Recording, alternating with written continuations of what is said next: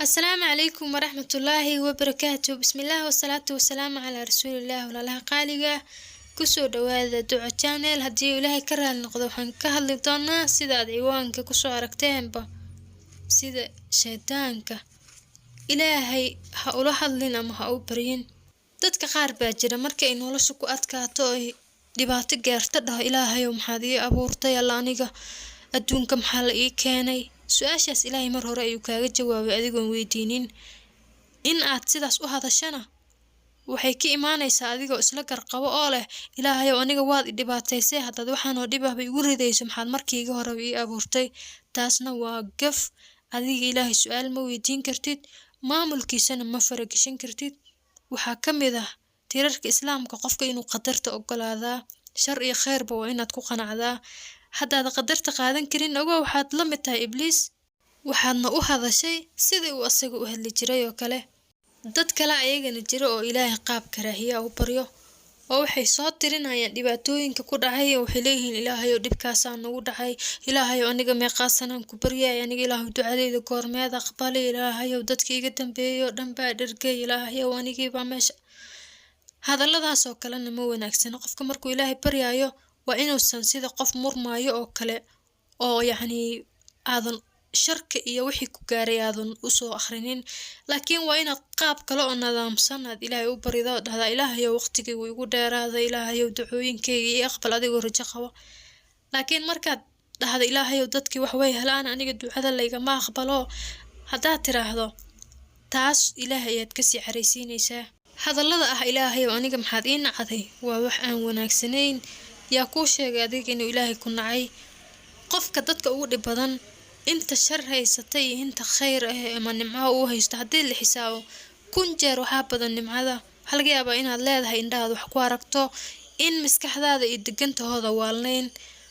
waxa aad ka cabanayso waa waxyaabo yaryar ah oo risqiga nooc uu ahaadaba ku lug leh marka intaasoo nimco ilaahay ku siin intaad iska indhatirto halka midka adiga kuu daran aad ku dagaalanto dahda ilaahayow aniga waad inacdayba ay kaa soo dhawaata ma ay kaa yeerto waa hadalaan wanaagsanayn dambiye ayaa jira dadkoo dhan ay galaan dambiga asaga ana dadka labay u kala qaybsamaan qof waa qof markuu wax dambi ah sameeyo ama uu ku hadlo dhooga isgaranayo oo dhahaya maanta waxun baad samaysay oo ilaahay dambi dhaaf weydiisanayo qofna waa qof waxa asaga og inay dambi yihiin caadeysanayo tusaale ahaan dadkaad xamataa maanta gabar baad xamanaysaa biri waxaad xamanaysaa nin saad dambe waxaad xamanaysaa qof aad daristiin waad caadeysatay oo waxaas adoo og inay dambi yihiin ayaad ku socotaa taasna dambi mehe waa kufri midna waa dambi midna waa kufri intaas markaan kasoo tagno nabi aadam iyo ibliis labadaba dambiyay galeen nabi aadam markii uu dambiga galay wuxuu yiri wuu iskartayo rabbanaa dalamna anfusanaa ilaahayow nafteennii baan dulminay dambigii uu galay qiranaya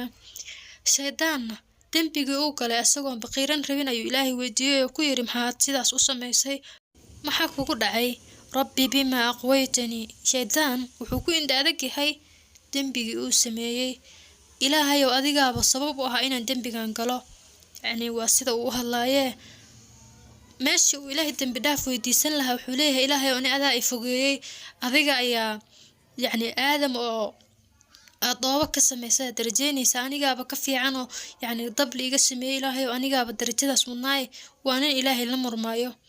haddii wax nagu dhacay marka oo qadar ah aan qaadan weyno waxaan la mid noqonaynaa shaydaan wuu garan waayay aadam ilaahay baa u qadaray ilaahay baa ugu talagalay asagoo dhoobo laga abuuray in uu darajadaas gaaro laakiin waxaa galay isla weyno wuxuuba bilaabay inuu ilaahay ula hadlo sida qof wax uu asaga qayrsan karo ama uu la murmi karo ilaa uu ilaahay ku yiri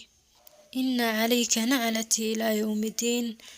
shaydaanna wuxuu sii yiriba maba ilaahay ii dambi dhaaf ma dhahaye wuxuu leeyahay qaala anzirnii ilaa yawmi yubcathuun ilaahayow idaa inta iyo yawmal qiyaamada ka dhacaysuu leeyahay ninkan waxay ku kala duwan yihiin marka aadam iyo ibliis aadan isla markiiba wuxuu dalbaday dambi dhaaf ninkaana waqtigu dheereystay qof kasto intuu dambi galo iska sii soconayo waqtiga dheereysanayo wuxuu la mid yahay ibliis waxaa fiican inaad isla markiiba ilaahay dambi dhaaf weydiisato oo aaday sugin yacni intuu waqtiga korkaaga ka dhamaanayo. sidoo kale dhib iyo dhaaf waxaad heshaba waa inaad ahaataa qof qadarta ogol. wassalaamu calaykum waraxmatullaahi wabarakaatu.